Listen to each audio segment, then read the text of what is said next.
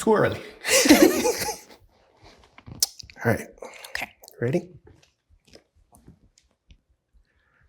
How do you describe me to others?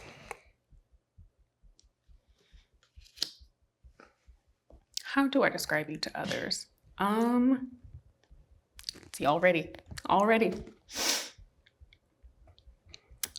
I describe you as, well, let's just go ahead and get this ready. I describe you as, obviously, my dad. I say Gaga. People don't know what that means, but that's what I say. Yeah. I always tell them that story because I just feel like it really encompasses the relationship because, yeah, I started it, but, we both kept it going. At any point, either of us could have started saying dad or daddy, but, I just feel like that's so special. And no matter what's happened, we've just continued using that. Like at any point, we could have just been mad enough to be like, you know what? That's too special of a name. Dad, that's it. Or even Daren. But, we just, it's Gaga, Goggy, no matter what. And I try to get you guys to call me Daren. Yeah, you did. And we were like, nah. Progressive father. We're good. So I just describe you as a big softie. I describe you as somebody who you can rely on. I describe you as somebody that I've never had to worry about not being there.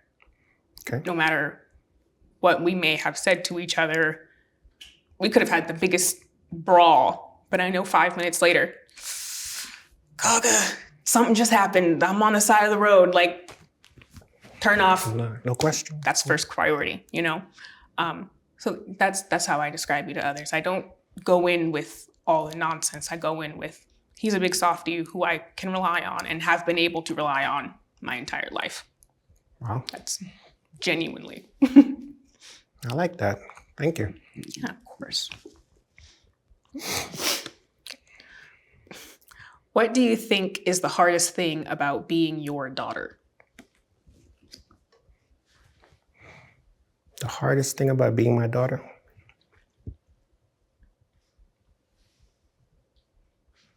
Getting through all the shit I put you through. Not knowing before the diagnosis of PTSD, not knowing what was causing it, not understanding what projection was, maybe being too hard on you with schoolwork or chores around the house. It never came from a malicious or angry place, but it was displaced, for sure. And I think that unfortunately affected you in ways that I've apologized for 100 times, but on record, I'll do it again. And I think that was something that shaped you to dig in deep and partially created some of the mental health issues that I might have helped cause you to develop. So I think that was probably one of the hardest things that I fucked up with as a father. And it's a bittersweet pill for me to explain this answer, but I just believe that not understanding my own triggers and my own mental health issues and why I was quick to snap, not realizing I'm projecting when it has zero to do with you for all through your teenage years, through high school. And so I think that that's what I believe made a mess of you, unfortunately. What do you think? What I would argue is the most difficult thing about being your daughter is just the fact that we don't talk like this a lot. And I feel like And that's you and your mom's thing. Yeah. It's like I'll come home and I'll say hi to you, and then I'll go say hi to mommy, and the next thing I know is 30 minutes later and we're still talking, And I just feel like I don't know how to have those conversations with you. For me, that's the hardest thing because I wish I had more of that relationship with you.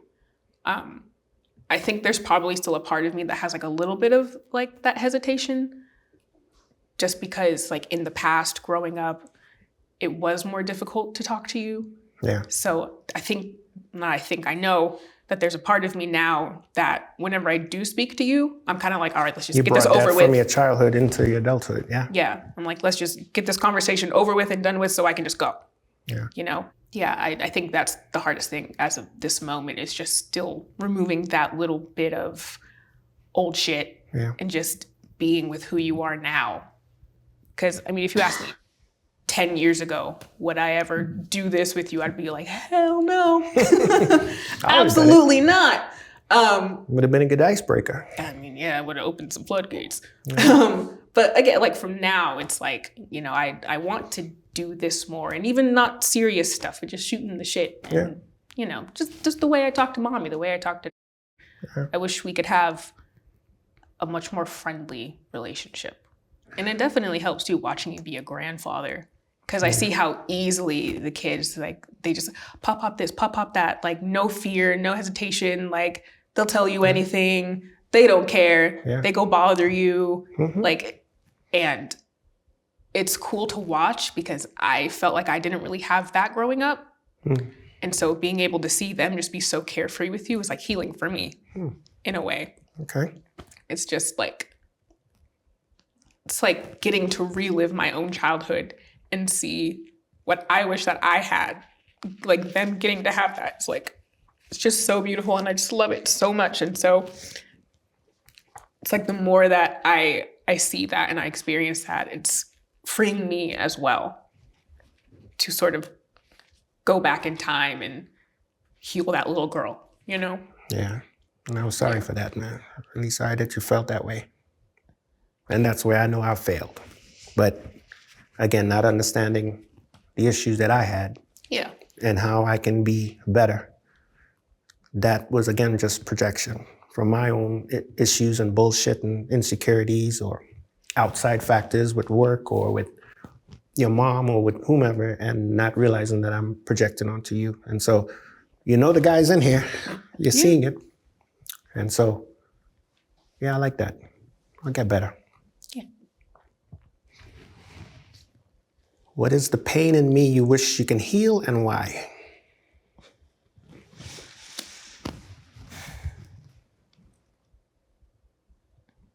Keyword being wish. Yeah. I just wish I could heal all of the fucked up shit you've been through. You've just been through so many losses. You had to go to war at a young age.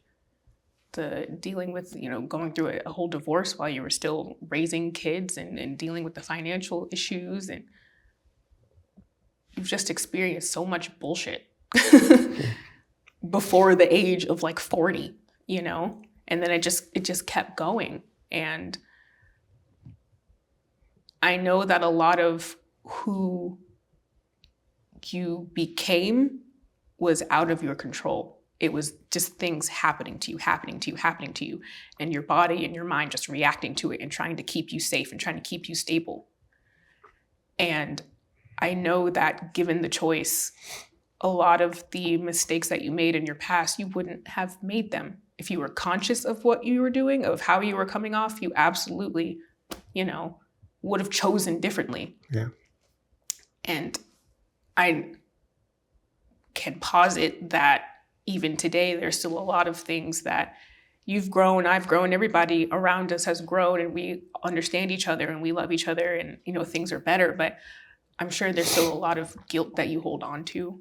And there's a lot of things that you feel bad for. And there's a lot of things that you probably wish you could go back and take back or heal in us just from your own actions. And it hurts me to know that a lot of that wasn't even you. Like, that's not your character. Right. It was outside forces inflicting trauma on you that then caused you to behave X, Y, Z. I know you're not really a man of like wanting to go back in the past and change things. Like, I know that's not you. But I just sometimes grieve for the man that you could have been if just shit was just different. And I also don't subscribe to if I can go back and do it again, I would do it exactly the way it happened. Nah, it's a lot of shit I would change if I had a magic wand. So I'm not one of those who, I am who I am today because of the shit I've had to deal with in my life. I wish there was a lot of stuff I could have happen differently, you know? And yeah, as a young man, I had to deal with a lot of death, especially death in my life. And so, yeah, but it's good that you say that to me. It comes from a genuine place, and I appreciate hearing that. Yeah. What do you think I would be surprised to know about you?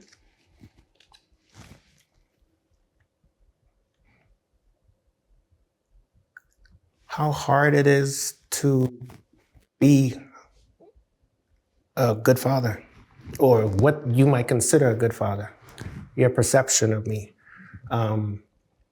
You might be surprised to know how tough it is to be a teacher, a protector, a provider, a father, a communicator. And I answered this one before too, but I try to dig deep in the trenches with my thoughts sometimes. And I think you might be surprised to know how challenging being a father is. And now a grandfather, you know, so sometimes, yeah, I might project the things that you or your sister might have been able to get away with. Of course, the grandkids are going to get away with it. So, like your mom and I said, we vicariously live through them now, you know, because you guys are grown. But I think you would be surprised to know if I could unzip and open up and show you my fears, my uncertainties, and my doubts, and my insecurity. It might surprise you. You know, in this shell of a handsome young man you're looking at sometimes can be a little misleading. And I'm very insecure with fatherhood. I have been since my 20s when we had you. So I don't think I really ever talked to you about this. It's the first time you're probably hearing this. But the challenge has been just to suit up every day, show up. And my mom was very instrumental before she died in telling me that I don't have to be perfect. And I wasn't trying to be perfect. I was just trying to be a good father. And the one thing that she instilled in me was to just show up, suit up, be there. And that's tough to do when I have my own shit I'm dealing with sometimes, you know, so. But I know you help me, though, a lot with that because it'll help me at times forget about my own bullshit going on, my bad days. But I don't really ever think I've expressed to you how deep that river runs in me. So, yeah. I can at least tell you that you succeeded in showing up.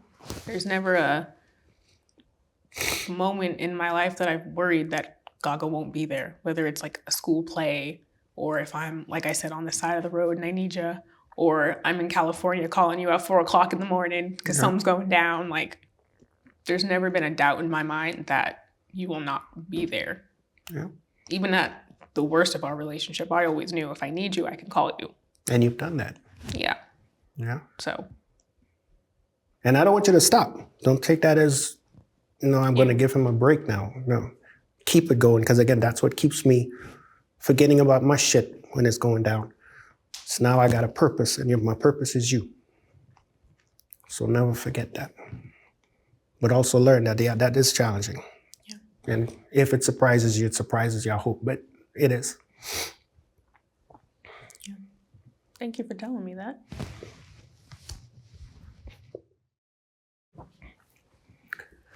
When have you seen me the most vulnerable, and what did it teach you about loving me? Thanks.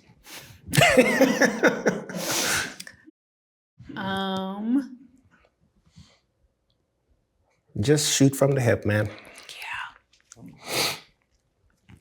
I think the most vulnerable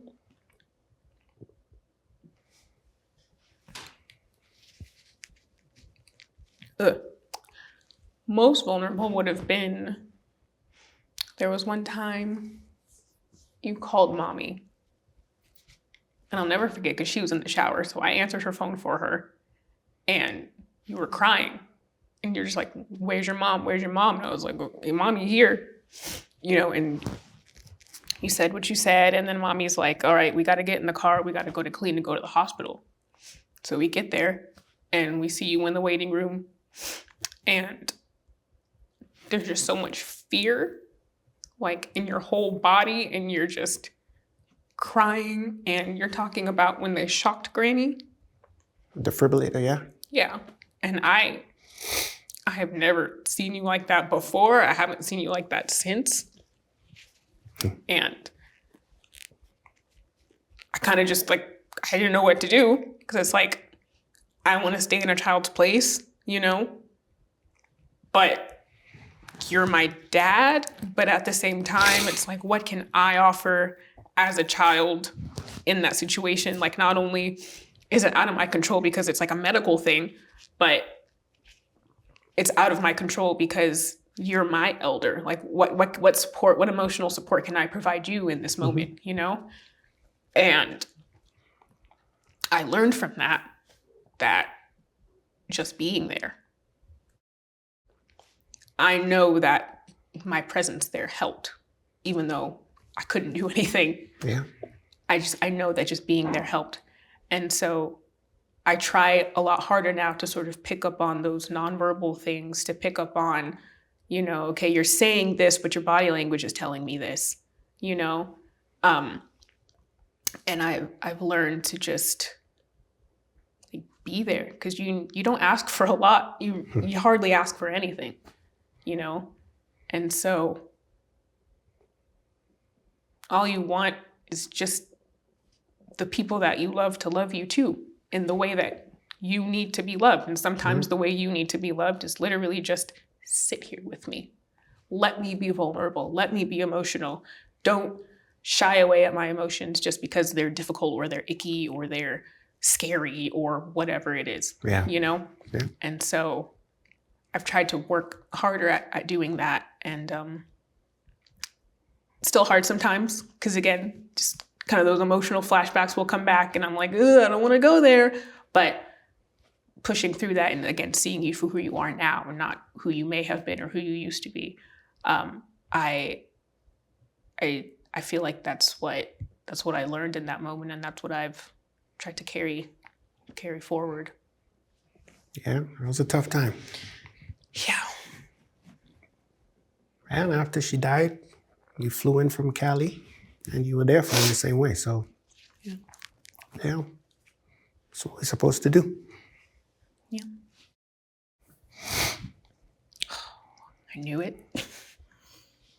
If this was our last conversation, what would you never want me to forget? The one thing we talked about, if he has this on the list. I knew it was going to happen. I just didn't know who. Yeah, it's the be all end all.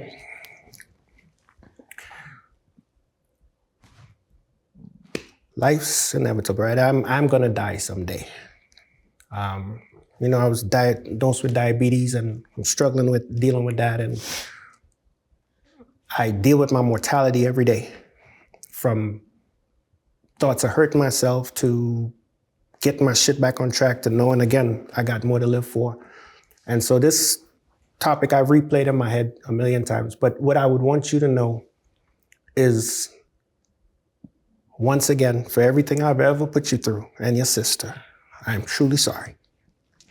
And I am going to be accountable every day for my actions. And I want you to know that you're loved. Like no fucking other. You are loved. And that day you have to say goodbye to me, if this was our last conversation, then just know you've got everything in your toolbox, figuratively and literally, in the garage and in your heart. You've got it. You're going to be all right. That's what I need you to know. Thank you. I love you. I love you.